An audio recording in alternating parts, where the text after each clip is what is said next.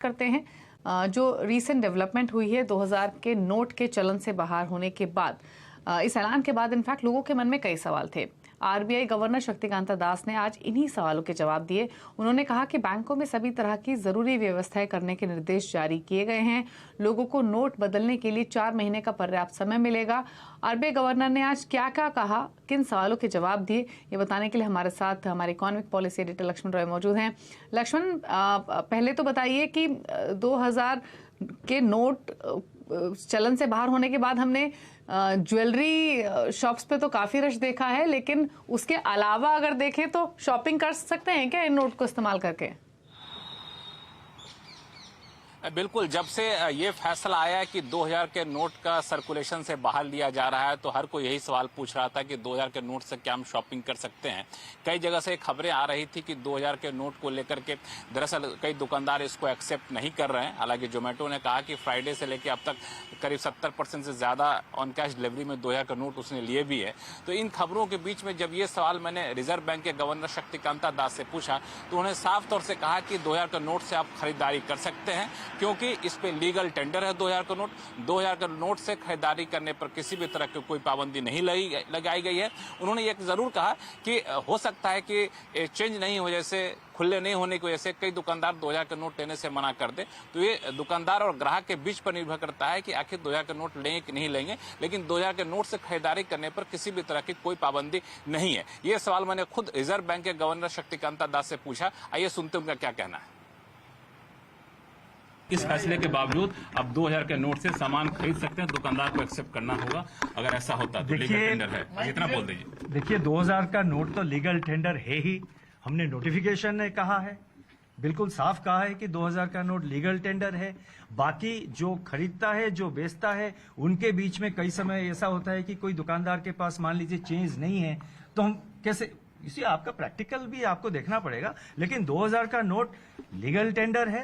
And let me once again conclude by saying that whatever difficulties and concerns are there which people have, especially including the people who are at the moment living, staying in foreign countries, we will address all those concerns and it will be our endeavor to ensure that the whole process is smooth and without any difficulty. Banks have been suitably advised to take necessary measures. दरअसल RBI governor के साथ कई सारे मुद्दे पर जो है सो सवाल जवाब हुआ इस पत्रकारों के साथ बातचीत में। एक और महत्वपूर्ण मुद्दा उठा ये कि 30 सितंबर की डेडलाइन दी गई है कि 30 सितंबर तक आप 2000 के नोट को एक्सचेंज करा लीजिए या फिर बैंकों में जमा करा लीजिए। तो क्या 30 सितंबर के बाद 2000 के नोट का लीगल टेंडर का जो स्टेटस है वो नहीं रहेगा? क्या 30 सितंबर के बाद 2000 का नोट कानूनी नोट नहीं बना रहेगा? तो जब ये सवाल मैंने शक्तिकांता दास आरबीआई गवर्नर से पूछा तो उनका कहना है कि अभी कुछ कहना काफी मुश्किल है।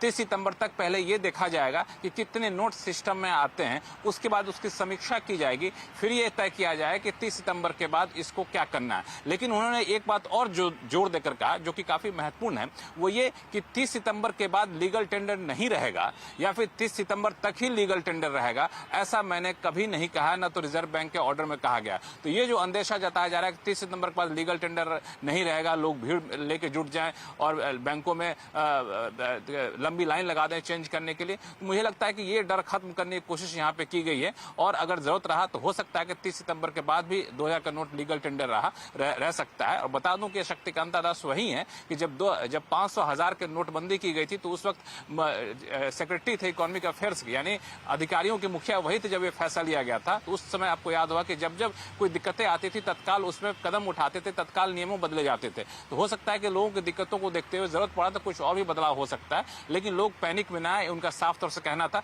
जब ये सवाल मैंने पूछा रिजर्व बैंक के गवर्नर से, सुनिए क्या कहना उनका। You have also raised the question after 30th September, yes. What? Now we expect most of the notes to come back. That is our expectation at this stage. We will see how much notes come back. And as we approach 30th, we will decide, at that stage. And the legal tender character, we have said that it continues. इसके अलावा भी कई सारे सवाल उठे। तो क्या मिसाल के तौर पर क्या बगैर किसी दस्तावेज के हम 2000 के नोट जमा करा सकते हैं? बिल्कुल अब जमा करा सकते हैं, लेकिन 50,000 या उससे ज्यादा जमा कराएंगे तो जैसे पहली व्यवस्था है इनकम टैक्स कानून के तहत आपसे पूछताछ की जा सकती है, आपको पैन देना जरूरी किया जा सकता है। एक और सवाल ये उठा कि क्या नोट की किल्लत नहीं होगी, क्योंकि 2000 नोट के बदले आपको दूसरे नोट देने पड़ेंगे, 500 के, 200 के, 100 के। तो उनका साफ तौर से कहना था कि कोई किल्लत नहीं होगी, सिस्टम में पर्याप्त नकदी की व्यवस्था है, वैकल्पिक नोट की व्यवस्था पूरी तरह से कर ली गई है। और रही बात इकोनॉमी पर क्या असर पड़ेगा, तो उनका साफ तौर से भी कहना था इकोनॉमी पर नहीं के बराबर असर पड़ेगा, तो इसको लेकर बहुत चिंता करने की जरूरत है। रही बात रियल एस्टेट और ज्वेलरीज में भीड़ जो दिखने को मिल रही है, उस पर उन्होंने कोई भी टिप्पणी करने से इनकार कर दिया।